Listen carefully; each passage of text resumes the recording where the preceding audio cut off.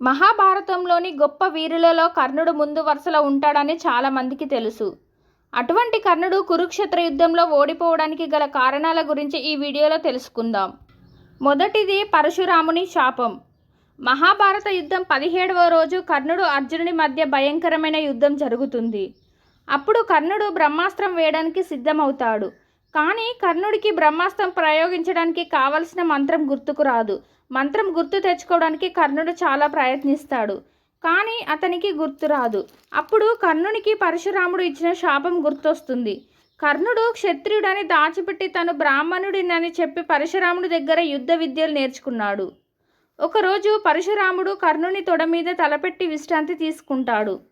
అదే సమయంలో ఒక కందిరీగా కర్ణుని తొడను కుడుతుంది. కర్ణుడికి బాధ వేసినప్పటికీ కర్ణుడు కదిలితే తన గురువు గారి ఎక్కడ నిద్ర చెడిపోతుందో అని నొప్పిని భరించుకుంటాడు.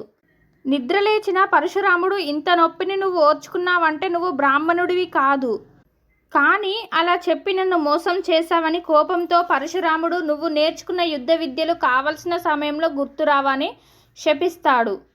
రెండవది బ్రాహ్మణ శాపం. ఒకరోజు కర్ణుడు విలువిద్య సాధన చేస్తుండగా అనుకోకుండా బ్రాహ్మణుడు పెంచుకుంటున్న ఆవుకు తగిలి ఆ ఆవు మరణిస్తుంది. అప్పుడు బ్రాహ్మణుడు, ఆ ఆవు ఎలా నిస్సహాయ స్థితిలో మరణించిందో నీవు కూడా యుద్ధ భూమిలో ఉన్నప్పుడు అలా మరణిస్తావని బ్రాహ్మణుడు శపించాడు. మూడవది భూదేవి శాపం. బ్రహ్మాస్త్రం లేకపోయినప్పటికీ కర్ణుడు అర్జునుడిని తన మిగిలిన అస్త్రాలతో ఎదుర్కొంటూ ఉంటాడు. ఒక సమయంలో కర్ణుడి రథచక్రం భూమిలో ఇరుక్కుంటుంది.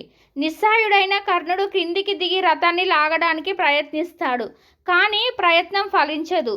అసలు ఎందుకు ఇలా జరిగిందంటే, ఒకరోజు కర్ణుడు తన రాజ్యంలో రథంపై వెళ్తుండగా అదే సమయంలో ఒక చిన్న పాప గిన్నెలో నెయ్యి తీసుకొని వెళ్తుంటుంది.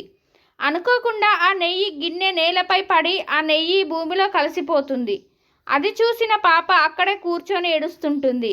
కర్ణుడు ఏడుస్తున్న పాప దగ్గరికి వెళ్ళి విషయం అడుగుతాడు. ఆ పాప నెయ్యి మొత్తం భూమిలో పడిపోయింది అని చెప్తుంది. కర్ణుడు, నాతో రామ్మ, నీకు గిన్నె నిండా నెయ్యి ఇస్తా అంటాడు కర్ణుడు. ఆ పాప నాకు ఈ నెయ్యే కావాలని ఏడుస్తుంది. ఇక చేసేది ఏమి లేక కర్ణుడు మట్టిలో ఉన్న నెయ్యిని చేతులతో బలంగా బిగించి ఆ నెయ్యిని తీస్తాడు.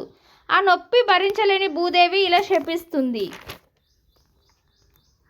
కర్ణ, నన్ను ఇంతగా బాధ పెట్టిన నీకు యుద్ధ భూమిలో అవసరమైనప్పుడు నేను సహకరించను అని శపిస్తుంది.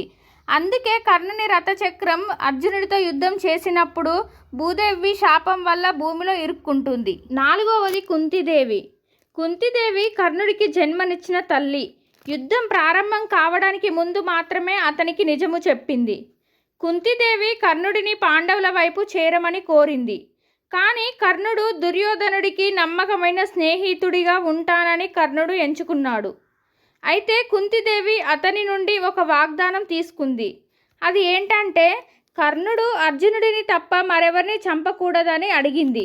ఈ వాగ్దానం యుద్ధంలోని కీలక సమయంలో అతని సంకల్పాన్ని బలహీనపరిచింది. ఎందుకంటే అతను తన సోదరులపై దాడి చేయకుండా ఉండాల్సి వచ్చింది. ఐదవది ఇంద్రుడు. అర్జునుడి తండ్రి అయిన ఇంద్రుడు బ్రాహ్మణుని వేషంలో కర్ణుని వద్దకు వచ్చి అతడి దివ్య కవచ కుండలాలను దానంగా అడిగి మోసం చేశాడు. కర్ణుడికి మంచి స్వభావం ఉంది కాబట్టి ఇంద్రుడు అతని అవకాశాన్ని ఉపయోగించుకున్నాడు. కవచ కుండలాలు లేకుండా కర్ణుడు యుద్ధంలో బలహీనంగా మారాడు. కవచ కుండలాలకు బదులుగా ఇంద్రుడు కర్ణుడికి వాసవి శక్తి అనే ఆయుధాన్ని ఇచ్చాడు. దీన్ని కర్ణుడు ఒకసారి మాత్రమే ఉపయోగించగలిగాడు. ఆ తర్వాత అర్జునుడిని ఓడించే అవకాశాలు తగ్గిపోయాయి. ఆరవది శల్యుడు. కురుక్షేత్ర యుద్ధంలో శల్యుడు కర్ణుడి రథసారథిగా ఉన్నాడు. కానీ శల్యుడు నిరంతరం అవమానపరిచి అర్జునుడి గొప్పతనాన్ని, కర్ణుడి శక్తి సామర్థ్యాలపై ప్రశ్నలు అడుగుతూ అతన్ని నిరుత్సాహపరిచాడు. అలా మాట్లాడటం వల్ల కర్ణుని ఆత్మవిశ్వాసం దెబ్బతిని అర్జునుడితో ఓటమికి కారణమైంది. మరిన్ని అప్డేట్స్ కోసం మన ఛానల్ని సబ్స్క్రైబ్ చేయండి. Thank you.